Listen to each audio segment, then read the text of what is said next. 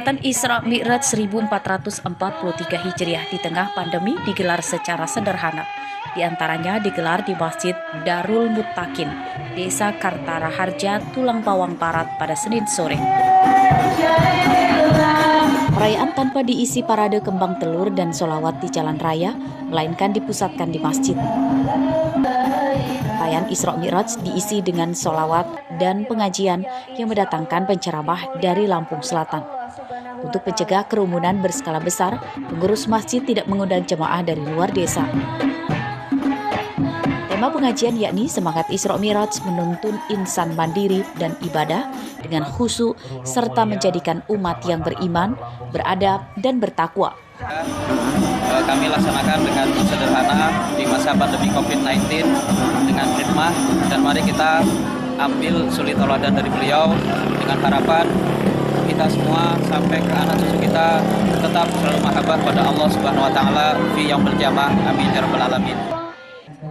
Isra Mi'raj merupakan salah satu peristiwa penting dalam sejarah Islam karena mengisahkan perjalanan rohani Nabi Muhammad SAW yang mendapat perintah menjalankan sholat 5 waktu.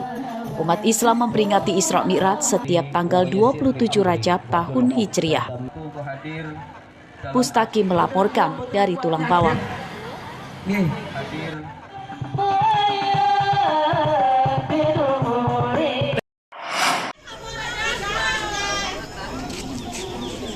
Ada pemandangan unik di tempat wisata Bukit Sakura, Kecamatan Langkapura, Bandar Lampung pada hari libur Isra Mi'raj Senin siang.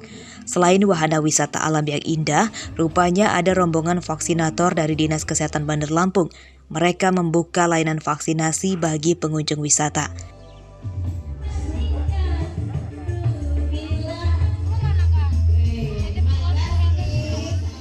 Beberapa pengunjung memanfaatkan layanan vaksinasi ini. Tak hanya warga Lampung, vaksinasi di tempat wisata ini juga diberlakukan bagi warga luar daerah.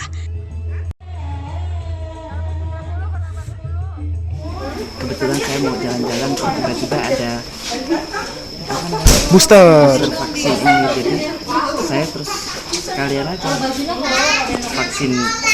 Ini jadi sangat membantu kita ya Bu ya? Sangat membantu kita masyarakat di sini. Mungkin kedatangan vaksinator disambut baik pengelola wisata. Hal tersebut untuk mencegah terjadinya klaster baru dari tempat wisata.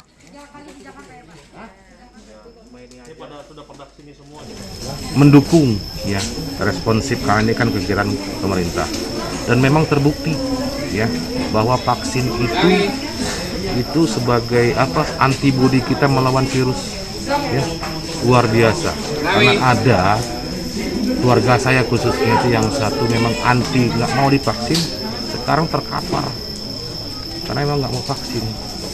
Data terakhir di Kementerian Kesehatan, pencapaian vaksinasi tahap pertama di Provinsi Lampung 88%, vaksinasi kedua 62,25%, dan vaksinasi tahap ketiga atau booster 2,31%.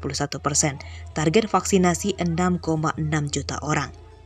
Stok vaksin di Lampung masih banyak, lebih dari 1,5 juta dosis. Jeffrey Arifin melaporkan dari Bandar Lampung.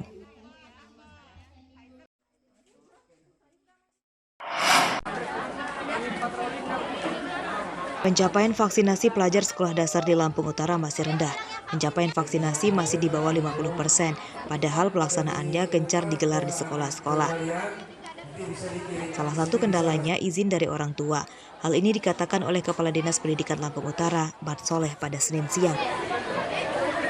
Untuk vaksinasi pelajar SMP hampir 100%, untuk tenaga pendidik juga sudah memasuki tahap ketiga atau vaksinasi booster. Kalau untuk ini sendiri, vaksinnya sendiri, pelajar sendiri udah kalau vaksin, kalau untuk SMP itu sudah hampir 96,3%. Tapi kalau untuk SD, anak usia 6 sampai dengan 11 tahun, data terakhir yang kami peroleh dari Dinas Kesehatan baru 43,25%.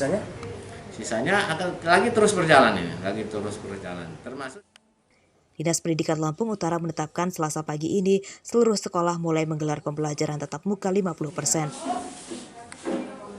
Dinas Pendidikan Lampung Utara meminta wali murid untuk meningkatkan kesadaran vaksinasi bagi putra-putrinya. Vaksinasi menjadi syarat utama dimulainya pembelajaran tatap muka penuh. Vaksinasi juga diklaim aman bagi kesehatan dan bertujuan untuk mengurangi gejala parah saat terpapar. Ardio Haba melaporkan dari Lampung Utara.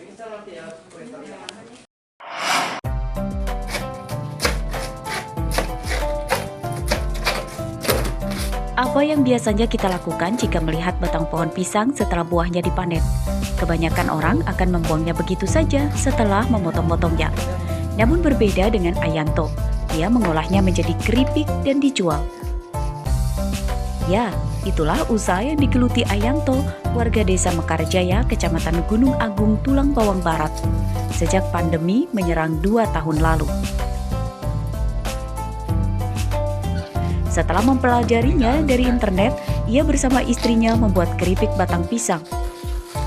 Untuk mendapat hasil terbaik, pria 39 tahun ini memilih jenis pisang kepok karena serat batangnya lebih tebal. Batang pisang yang sudah dipotong-potong diiris tipis-tipis, lalu dicuci dan digoreng dengan tepung dan bumbu khusus. Berapa lama Pak mendemnya, Pak? Awalnya Ayanto hanya membuatnya bersama sang istri. Namun kini ia sudah bisa mengajak tetangganya bekerja dan bisa membantu perekonomian mereka.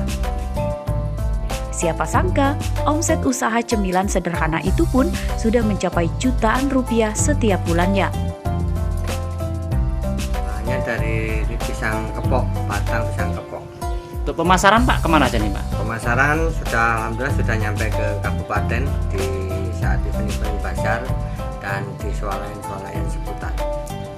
Berapa tenaga Pak yang membantu usaha sampean Yang ini? membantu ada 5 tenaga yang membantu kita.